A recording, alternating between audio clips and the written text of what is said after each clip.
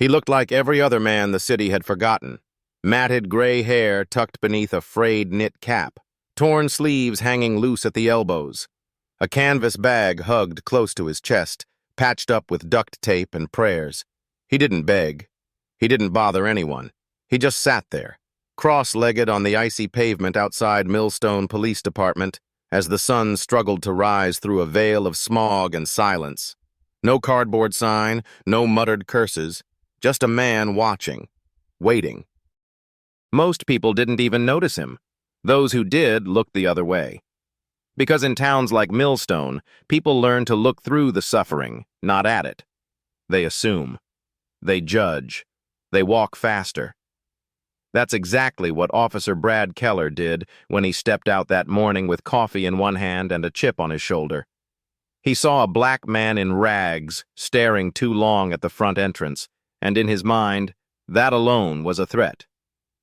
"You got no business here," he snapped. The man said nothing, just nodded once, slow and deliberate, as if he were expecting this moment, as if he had seen it unfold in his mind 100 times before.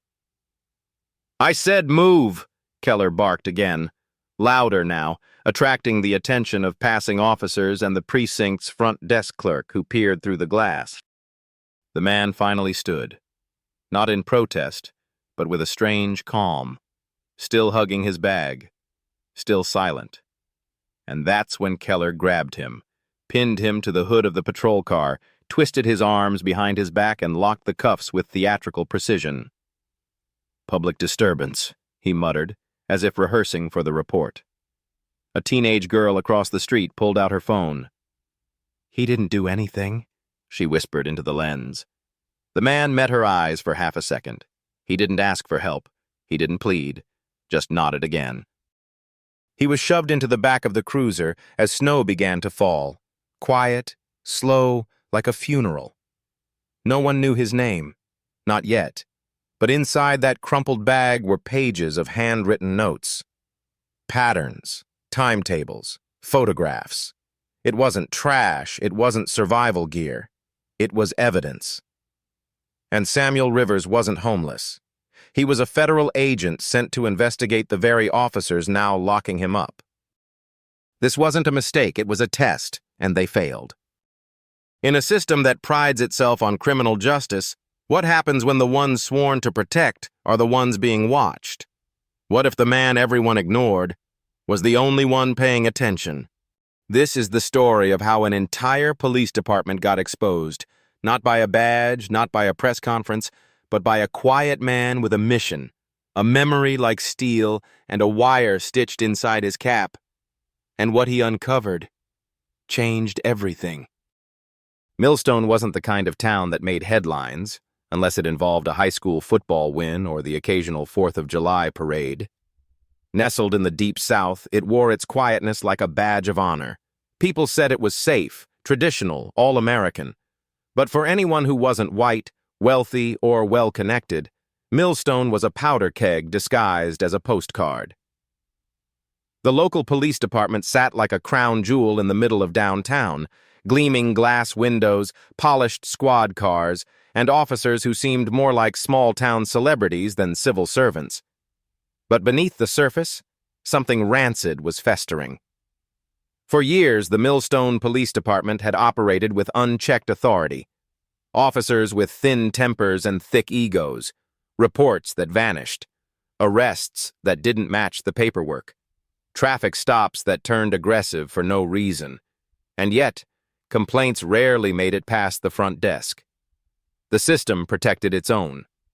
People who spoke up found their names whispered in the wrong places or their lives suddenly upended. Jobs lost, cars towed, warnings left on their doorsteps. What the town called law and order, others began to see as systemic abuse. Inside that very precinct, the air was thick with hierarchy and tension. Sheriff Brad Keller ran the department like a monarch. His boots always shone, his voice always sharp. He had a talent for turning suspicion into probable cause and a gift for burying bad press before it reached county records. Under his leadership, community policing had become more about intimidation than protection. Officers knew not to cross him. New recruits were trained quickly in the unspoken rules: watch your mouth, obey Keller, and don't ask questions about where the drug evidence really goes. There was a quiet fear that lived in the hallways, and in that climate, no one paid much attention to the man in cell B. Samuel Rivers, booked as a vagrant, sat alone in holding. The cameras caught him scribbling into a notebook every hour he was awake. He never asked for a phone call. He didn't complain about the food. He didn't even look rattled. In fact, the longer he stayed, the more unsettling it became for the officers watching him. His silence wasn't rooted in fear. It was tactical. It felt like he was absorbing everything. When asked routine questions, he gave vague but polite responses, the kind that didn't reveal anything but weren't suspicious enough to press further. He was a ghost in plain sight, except for one man. Officer Jason Morales was 2 years into the job. Mid-20s, ambitious, and the son of Mexican immigrants, Jason still believed in the idea of policing as public service. He had joined with dreams of community impact, only to find that the badge often came with moral compromises. At first, he tried to stay quiet, but the longer he worked under Keller, the more disillusioned he became. Morales noticed the trends. Black drivers pulled over at higher rates, suspects pressured into confessions, body cams that mysteriously malfunctioned during high-stress calls. It made him uneasy. And when Samuel Rivers was dragged in that morning, something about the arrest didn't sit right with him.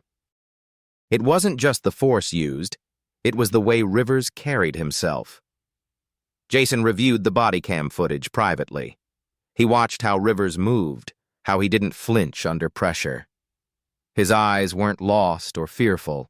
They were calculating, almost like he was documenting the encounter for something bigger. Morales pulled up the intake report. The file was almost too thin. No priors, no prints on record, nothing from the national database. That alone was strange. But when Morales tried to log into the federal fingerprint verification system to run deeper credentials, access was denied, flagged as restricted. A local vagrant flagged as restricted? That didn't make sense. Then came the moment that shifted everything. Morales passed Cell B on his nightly round. Rivers looked up for the first time. His voice was low, direct. "You ever wonder why so many good officers quit this place?" Jason froze. Rivers continued, eyes steady. "You've got a file on your desk. 3rd drawer, left side. It's not supposed to be there yet." That was all he said before turning away. Morales didn't know what to believe. But the next morning, before his shift officially began, he checked the drawer. Tucked inside a manila envelope was a sealed document titled Operation Dead Lantern, Internal Observations, Phase 2. The letterhead bore the seal of the U.S. Department of Justice. No one was supposed to have that file, especially not him. Morales stared at the envelope, heart pounding. It wasn't addressed to anyone. It was a message, a warning, or maybe a test. And in that moment, he realized something chilling. Samuel Rivers wasn't waiting to be rescued. He was bait, and someone inside the department had already taken the hook. Morales locked the drawer and stepped back like it was radioactive. His mouth was dry, his thoughts racing. If this were real, if the man in Cell B was truly FBI, it meant someone high up had planted that file for him to find. Or worse, it had been leaked as a dare, a challenge to see what kind of cop he really was. Either way, he couldn't unsee it. That file didn't just name names. It detailed entire internal affairs cover-ups, patterns of misconduct, and operations linking Millstone officers to a trafficking corridor that stretched beyond state lines. It wasn't a theory. It was structured like an indictment waiting for a trigger. But Morales knew, if anyone found out he had seen it, he was as good as gone. He went back to his shift, playing it cool, but his eyes never left Rivers. and Rivers never looked back at him again, as if he already knew Morales had taken the bait and would act accordingly. That night, Morales took his personal laptop and cross-checked parts of the file against public records. The names matched. The missing case files matched. Even the badge numbers from use of force incidents that had mysteriously gone unreported. They were all there. Rivers hadn't been guessing. He had been gathering, quietly, methodically, from the inside, which meant that Morales wasn't the only one being watched. The whole department was under surveillance, and they didn't even realize it. Meanwhile, Sheriff Keller was growing more agitated by the day. Something about Rivers's stillness unsettled him. He had dealt with troublemakers, addicts, and fake preachers pretending to be prophets. But this man wasn't like them. Rivers didn't fit any profile. He didn't react to threats. He didn't ask for his possessions back. He didn't even protest being denied legal aid. Just waited. Watched. The longer Keller stared at him, the more a chill crept in. The feeling that maybe they had locked up someone who already knew the outcome of the game. So Keller did what he always did when something smelled wrong. He forced control. He called in two of his most trusted men, Deputy Slater and Officer Dunn, both loyal to a fault and known for handling problems quietly. "We're transferring the vagrant to county tonight," Keller said. "No need for paperwork, just get it done." It wasn't the first time someone vanished between precinct and prison, and it wouldn't be the last. Slater nodded, no questions asked. A van was arranged. Rivers was taken from his cell with no explanation, shackled at the wrists, his bag left behind. But something happened en route. The van never made it to the county facility. Somewhere along the two-lane stretch that cut through the wooded back roads, communications were lost. GPS signals froze. The van was later found parked at a roadside rest area with both officers unconscious in the front seat. No sign of Rivers inside. What was most bizarre was that there were no signs of forced entry. No weapons are missing. No blood. It was like Rivers had evaporated. But surveillance from a nearby truck stop told a different story.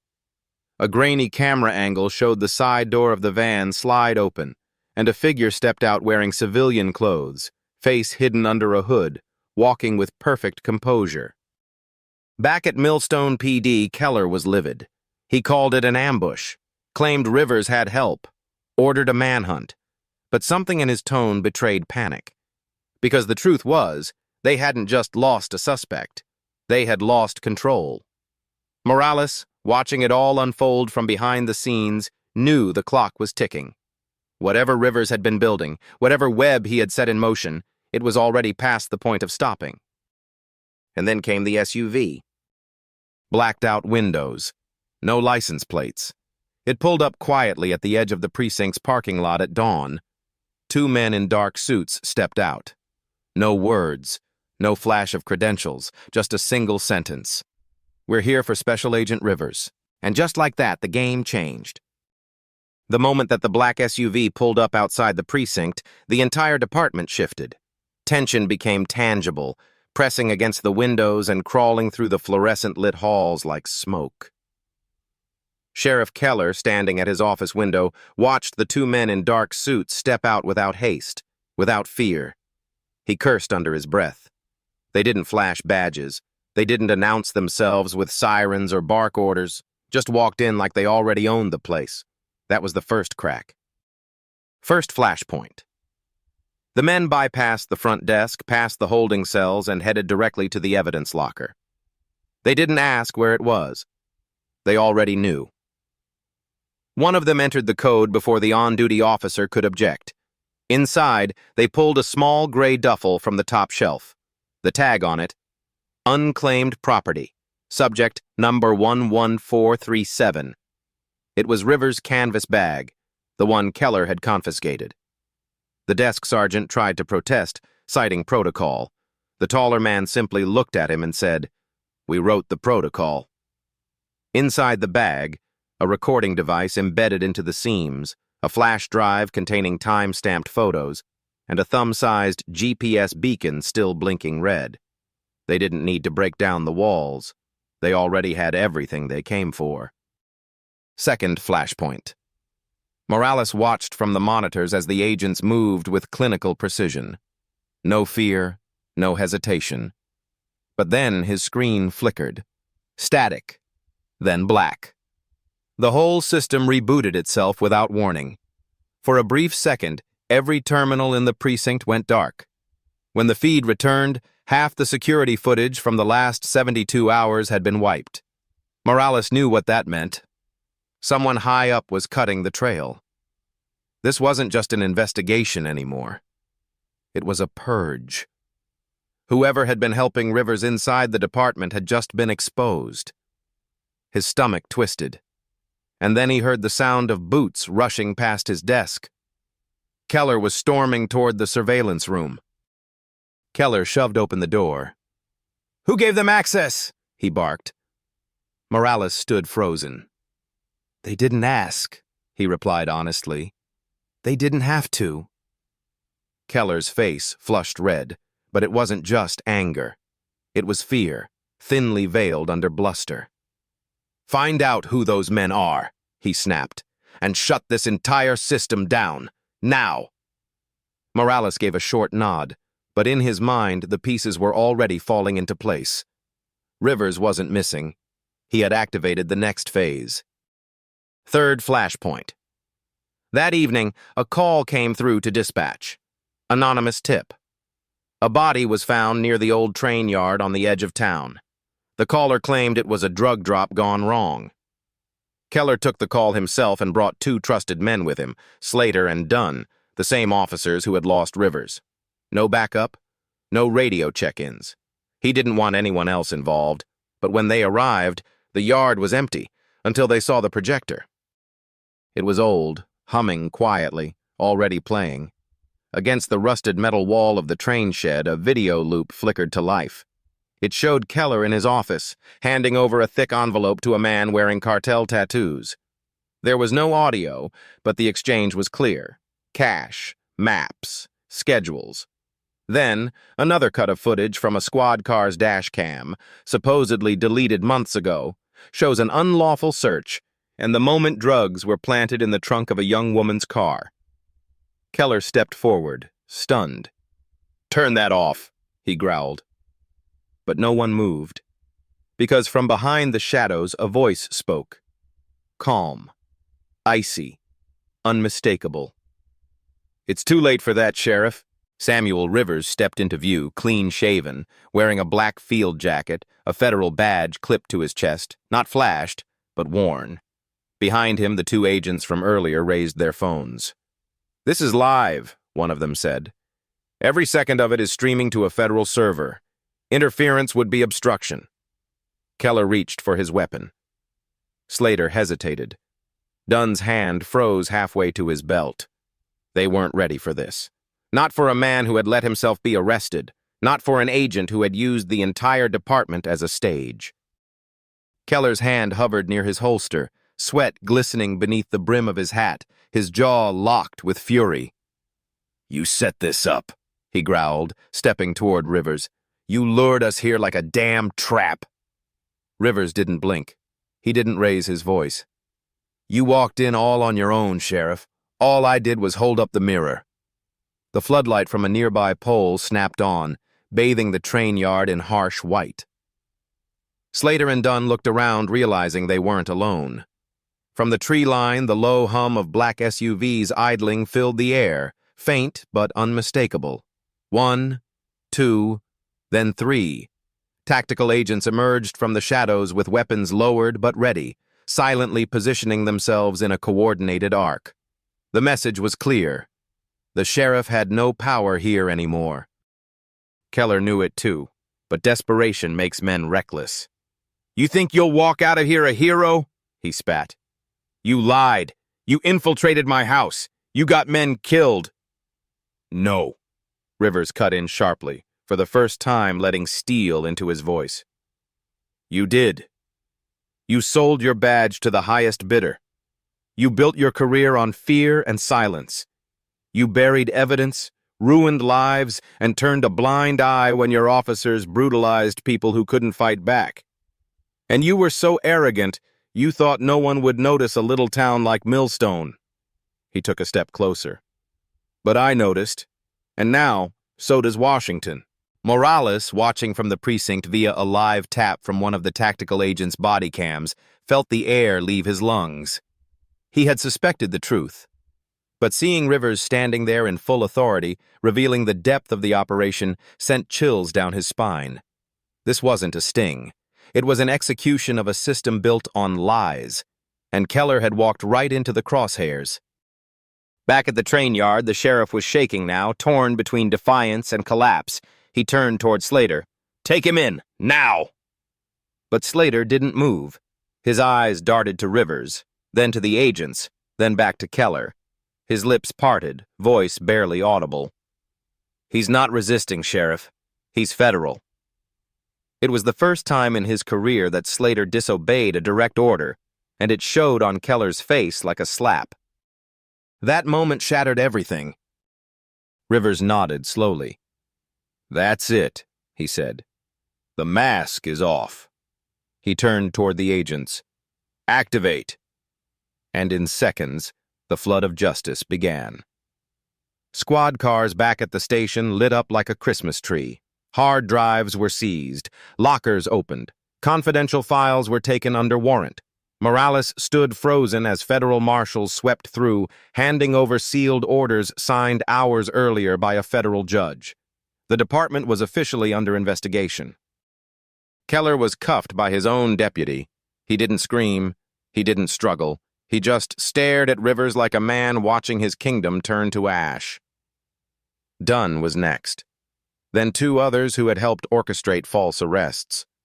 For years they had operated in the shadows, but under the floodlights, truth had nowhere to hide. And as Samuel Rivers stood beneath the glow of federal authority, calm and collected, the irony was complete. They had mocked him, dismissed him, shackled him. They called him homeless, disposable, a nobody.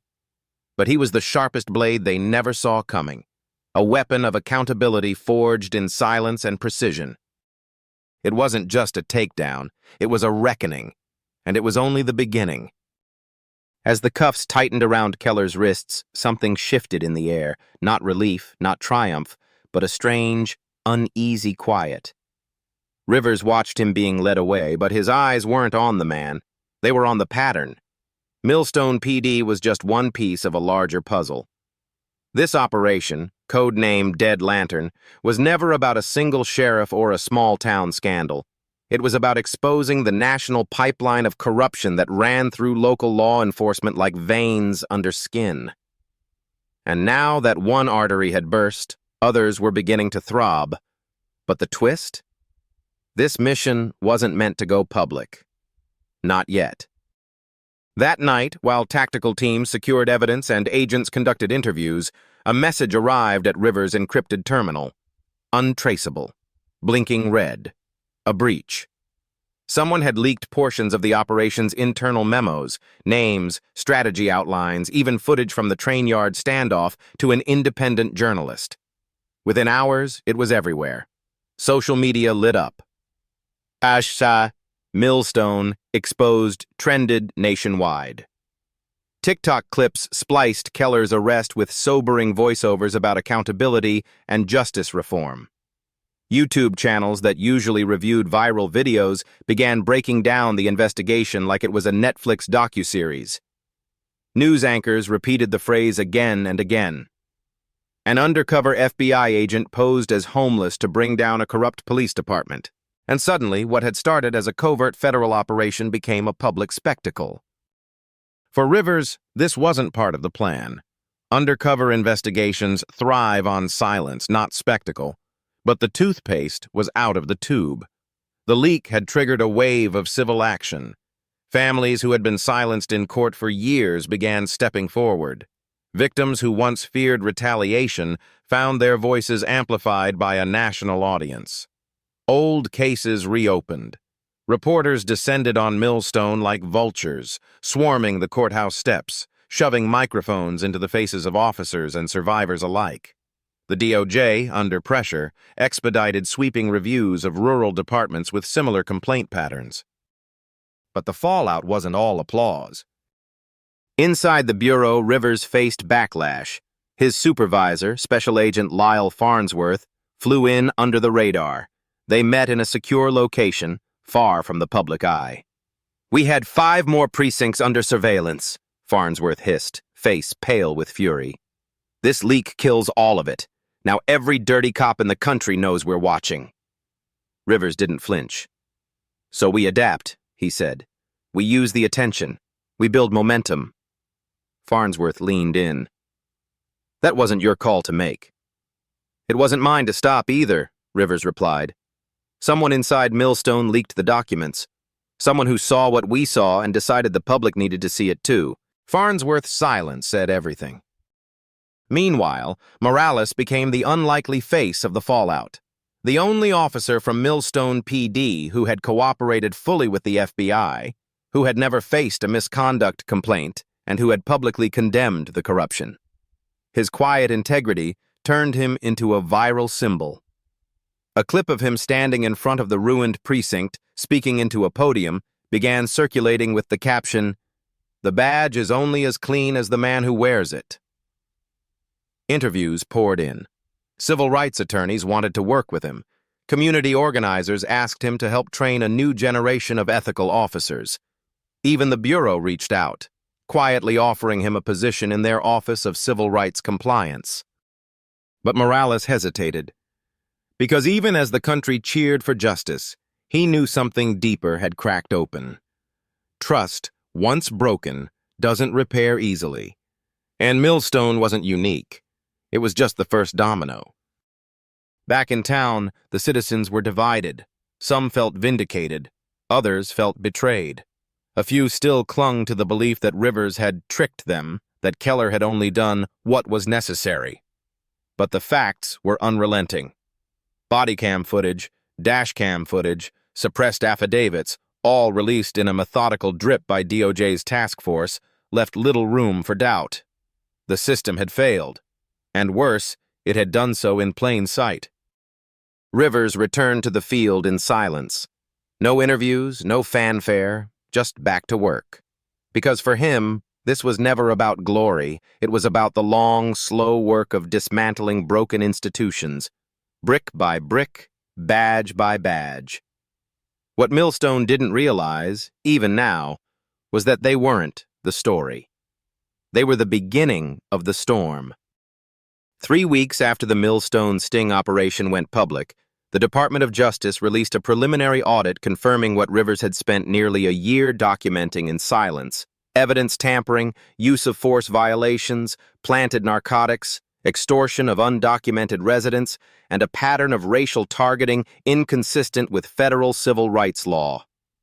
Millstone PD wasn't just corrupt, it had become a blueprint for systemic abuse, quietly tolerated for years under the guise of small-town policing. The audit's release ignited more than just lawsuits. It sparked a reckoning. In neighboring counties, officers began turning in their badges, some out of guilt, others in fear. Victims in other towns wrote open letters to federal officials, calling for similar investigations. A bipartisan congressional committee demanded answers. Suddenly, everyone wanted to know, how many more Millstones are out there? But behind the headlines, Rivers was still searching for the leak.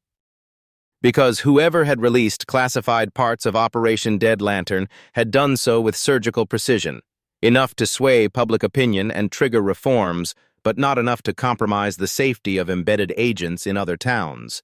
Someone with insider access, but also a moral compass sharp enough to take a calculated risk. The answer came not from a surveillance trace, but from an envelope. No return address, no fingerprints. Inside, a small flash drive, and a note written in fine cursive. "If people knew the truth and did nothing, would you still call it justice?" Rivers plugged the drive into a secure machine. The file opened with a screen recording, taken from within the precinct. It was Morales. He was seated at his desk, visibly torn, watching the playback of Keller dragging Rivers to the squad car. A few seconds later, he opened the Dead Lantern dossier Rivers had left for him in the drawer. He sat there, unmoving, for nearly 2 minutes. Then, with a deep breath, he copied several key documents, zipped them into an encrypted folder, and uploaded them through a secure third-party journalism platform. He hadn't done it for fame. He hadn't even told anyone. It was a silent choice, one that could have destroyed his career or changed the country. Rivers leaned back in his chair and let out a slow breath. Morales had passed the test no academy could ever prepare you for. Not how to shoot, not how to arrest, but how to protect what's right when no one's watching. Later that week, Rivers called Morales to a quiet meeting under the pretense of a formal briefing. Instead, he handed him a sealed letter. Inside, an offer for the Federal Integrity Task Force, a covert branch of the Bureau focused on rooting out civil rights violations within local governments. Morales didn't speak at first. Then he simply asked, "Do they wear uniforms?" Rivers smiled. "No, just convictions." Millstone, meanwhile, began to rebuild under a federally appointed oversight board. Officers were retrained. Civilian review panels were introduced. More importantly, the people who had once been silenced were now invited into the process. The town held its first public forum on police reform in the high school auditorium. Packed crowd, no empty seats. For the first time in decades, people weren't afraid to speak. Still, the scars remained. Rivers left quietly, slipping away like he always did. No press release, no farewell ceremony, just a man with a new file folder and a train ticket to the next broken place. Because that's the thing about justice. It doesn't come with parades. It comes with persistence. And the truth?